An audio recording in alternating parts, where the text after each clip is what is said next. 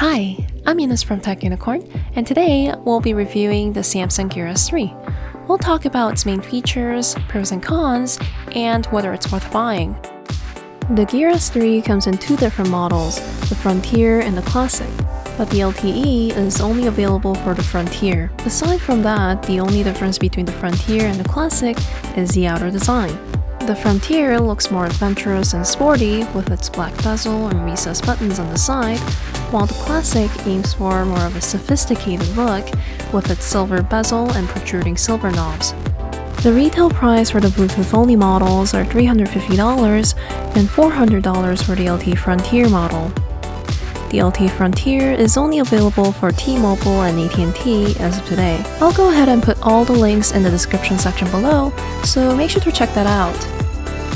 The Gear S3 has a bunch of awesome features, including a built-in speaker and mic, standalone GPS, Super AMOLED screen, always-on feature, IP68 dust and water resistance, wireless charging, military-grade certified durability that is supposed to withstand drops in extreme temperatures, and Samsung Pay.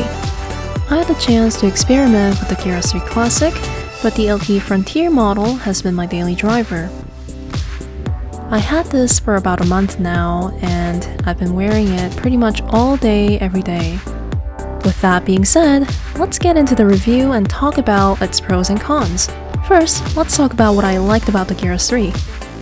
1. It's very stylish and versatile. If you're someone who loves customizing, this is the watch for you. You'll never get bored with your watch because there are tons of different watch bands and watch face options. Depending on how you customize it, it will make your watch look casual, semi-casual, or formal, and you can match them up with your outfits. And thanks to the quick release mechanism, it only takes about a minute to swap out watch bands. Also, there are thousands of sporty, adventurous, classy, as well as luxurious watch faces available in the Gear App Store. 2. Tizen OS is fast, snappy, and reliable, and there is barely any lag. Some lags are noticeable when you have a lot of apps running in the background or when you browse through your downloaded watch faces. But for the most part, there are hardly any noticeable lags on this device. 3. S-Health integration and sleep and fitness tracker. The Gear S3 does a decent job at tracking your fitness for the average individuals, and health nudges are a great addition. It reminds you to stretch and get moving after 1 hour of inactivity. There are definitely some things that I didn't like about it though. I'll mention them later in the video when I talk about things I didn't like about the Gear S3. It has a fantastic sleep tracker though. Sleep tracking is pretty accurate for the most part, but when you get up in the middle of the night to use the restroom and go back to sleep, there might be a slight delay in sleep tracking. Also, it often registers your day naps into inactive periods instead of sleep.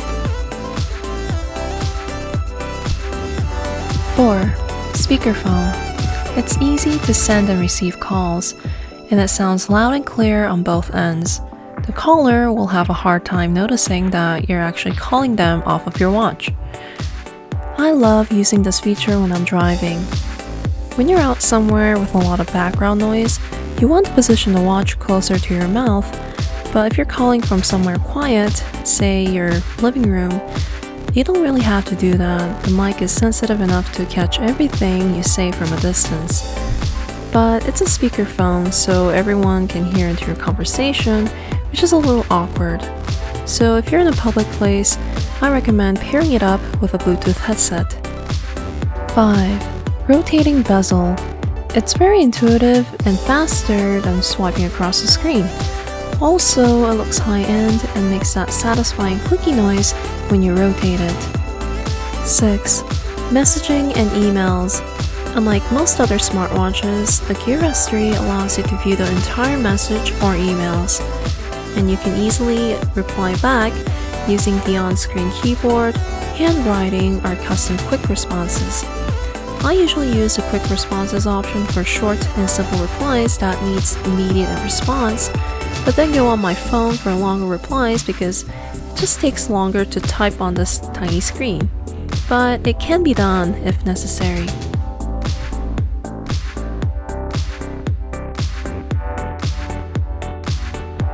7. Spotify and music app. If you're like me and use Spotify all the time, you will love this watch. And if you have the LTE model, you can completely leave your phone at home and just pair it up with a Bluetooth headset. However, you need Spotify Premium for this feature. If you don't have Spotify Premium, you can use the onboard music app to listen to music. You can actually store up to 2 gigabytes of music onto your gear and listen to music without having connected to your phone or LTE, which is a really neat feature. And the onboard speakers are surprisingly pretty loud. 8. IP68 water resistance. While it's not fully waterproof, it can survive 1.5 meters underwater for 30 minutes. So you don't have to worry about this watch hitting the water. You can use it in the rain or snow, can be worn when you're taking a shower, and while I don't really recommend it, you can theoretically go on a short swim with this if you really wish to do so. 9. SOS feature. This has the potential to save your life. In case of emergencies, you can just press the home button 3 times to send SOS requests to your designated contacts. Plus, there's an option to call your contacts with the lowest volume setting when you send out your request. Also, senior citizens and people with serious health concerns like epilepsy or heart problems could really benefit from this feature.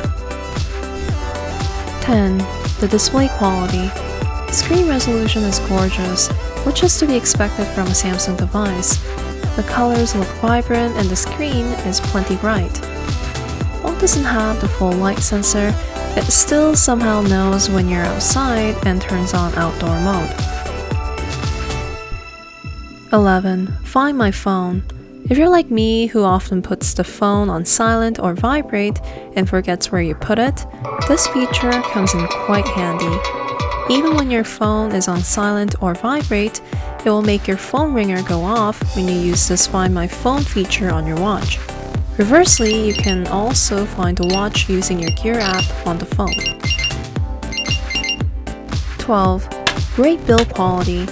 I've accidentally dropped and banged this watch against various things like the wall and my desk, but nothing's broken and the screen looks good as new.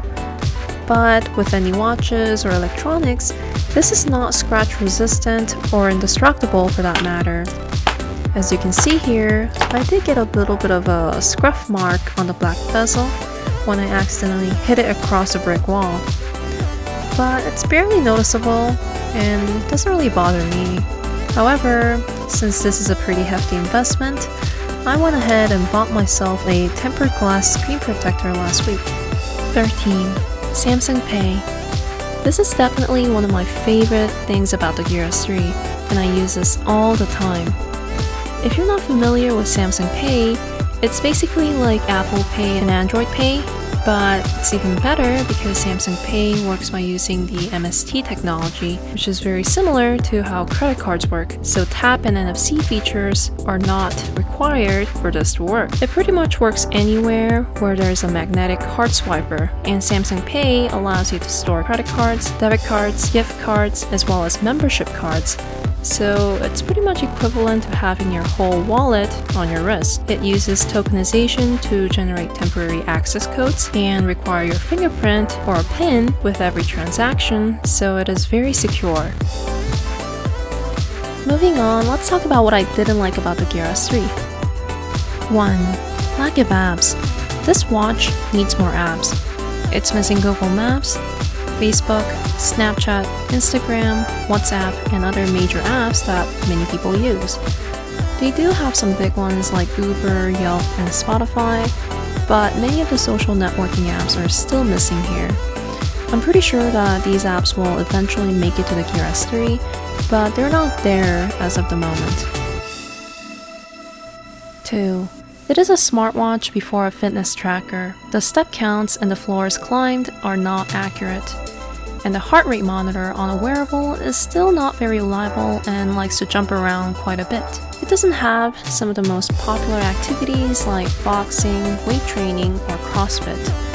For the activities that are not on the list, you would actually have to select other workout option, but the problem with this is that it doesn't keep track of your heart rate, so the reading for calories is not accurate at all.